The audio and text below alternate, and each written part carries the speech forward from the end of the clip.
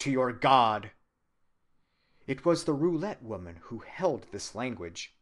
But at this moment I received the greatest consolation that I can ever receive in my life, since I had the honor of being whipped for the name of Christ, and in addition of being crowned with his mercy and his consolations. Why can I not write down the inconceivable influences, consolations, and peace which I felt interiorly? To understand them, one must have passed by the same trial. They were so great that I was ravished, for there where afflictions abound, grace is given superabundantly. In vain the women cried, "We must double his blows. She does not feel them, for she neither speaks nor cries." And how should I have cried, since I was swooning with happiness within? Close quote. The transition from tenseness, self-responsibility, and worry to equanimity, receptivity, and peace is the most wonderful of all those shiftings of inner equilibrium, those changes of the personal center of energy which I have analyzed so often, and the chief wonder of it is that it so often comes about, not by doing, but by simply relaxing and throwing the burden down.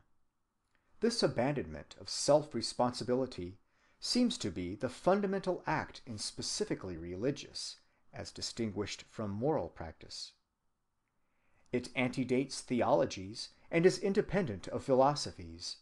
Mind-cure, theosophy, stoicism, ordinary neurological hygiene insist on it as emphatically as Christianity does, and it is capable of entering into closest marriage with every speculative creed.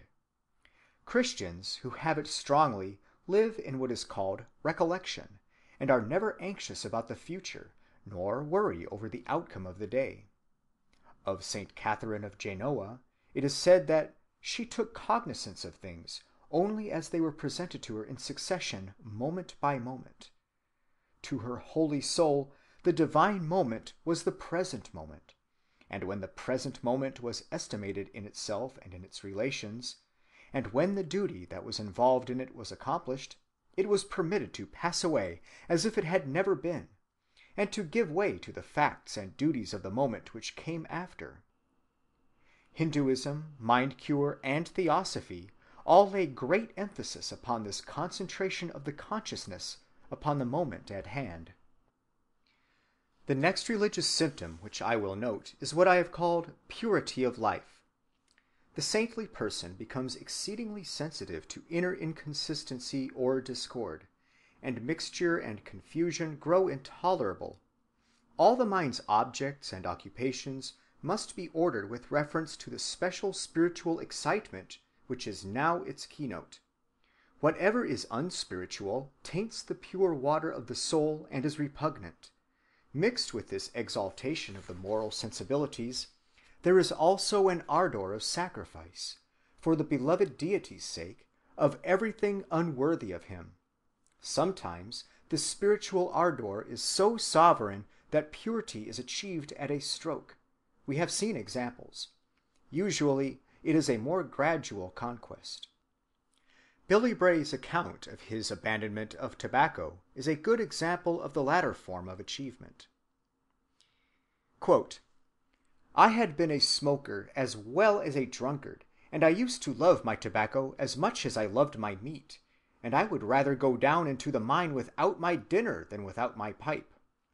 In the days of old, the Lord spoke by the mouths of his servants, the prophets. Now he speaks to us by the Spirit of his Son.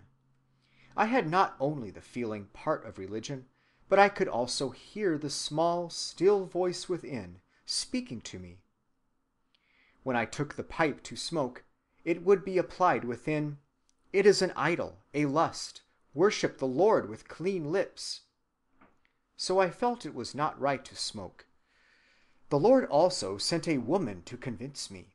I was one day in a house, and I took out my pipe to light it at the fire, and Mary Hawk, for that was the woman's name, said, 'Do you not feel it is wrong to smoke?' I said that I felt something inside me telling that it was an idol, a lust, and she said that was the Lord.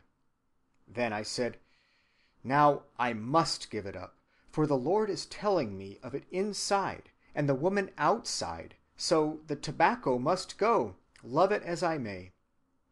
There and then I took the tobacco out of my pocket and threw it into the fire, and put the pipe under my foot. Ashes to ashes, dust to dust. And I have not smoked since.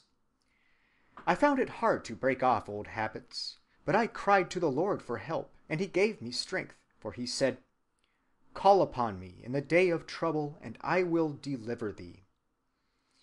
The day after I gave up smoking, I had the toothache so bad that I did not know what to do. I thought this was owing to giving up the pipe, but I said I would never smoke again if I lost every tooth in my head. I said, "Lord, thou hast told us, 'My yoke is easy and my burden is light.' And when I said that, all the pain left me." Sometimes the thought of the pipe would come back to me very strong, but the Lord strengthened me against the habit, and bless his name, I have not smoked since. Close quote. Bray's biographer writes that after he had given up smoking, he thought that he would chew a little, but he conquered this dirty habit too. Bray said, quote, "On one occasion, when at a prayer meeting at Hicks Mill, I heard the Lord say to me, 'Worship me with clean lips.' So when we got up from our knees, I took the quid out of my mouth and whipped it under the form. But when we got on our knees again, I put another quid into my mouth. Then the Lord said to me again, 'Worship me with clean lips.' So I took the quid out of my mouth and whipped it under the form again, and said, 'Yes, Lord, I will.' From that time I gave up chewing as well as smoking, and have been a free man." Close quote. The ascetic forms which the impulse for veracity and purity of life may take are often pathetic enough. The early Quakers, for example, had hard battles to wage against the worldliness and insincerity of the ecclesiastical Christianity of their time. Yet the battle that cost them most wounds was probably that which they fought in defense of their own right to social veracity and sincerity in their theeing and thouing, in not doffing the hat or giving titles of respect. It was laid on George Fox that these conventional customs were a lie and a sham, and the whole body of his followers thereupon renounced them as a sacrifice to truth, and so that their acts and the spirit they professed might be more in accord. Says Fox in his journal, quote, "When the Lord sent me into the world, he forbade me to put off my hat to any, high or low, and I was required to thee and thou, all men and women, without any respect to rich or poor, great or small. And as I traveled up and down, I was not to bid people good morning or good evening, neither might I bow or scrape with my leg to any one. This made the sects and professions rage. Oh, the rage that was in the priests, magistrates, professors, and people of all sorts, and especially the priests and professors. For though thou to a single person was according to their accidence and grammar rules, and according to the Bible, yet they could not bear to hear it. And because I could not put off my hat to them, it set them all into a rage. Oh, the scorn, heat, and fury that arose! Oh, the blows, punches, beatings, and imprisonments that we underwent for not putting off our hats to men! Some had their hats violently plucked off and thrown away, so that they quite lost them. The bad language and evil usage we received on this account is hard to be expressed, besides the danger we were sometimes in of losing our lives for this matter, and that by the great professors of Christianity, who thereby discovered that they were not true believers. And though it was but a small thing in the eye of man, yet a wonderful confusion it brought among all professors and priests. But blessed be the Lord, many came to see the vanity of that custom of putting off hats to men, and felt the weight of truth's testimony against it." Close quote.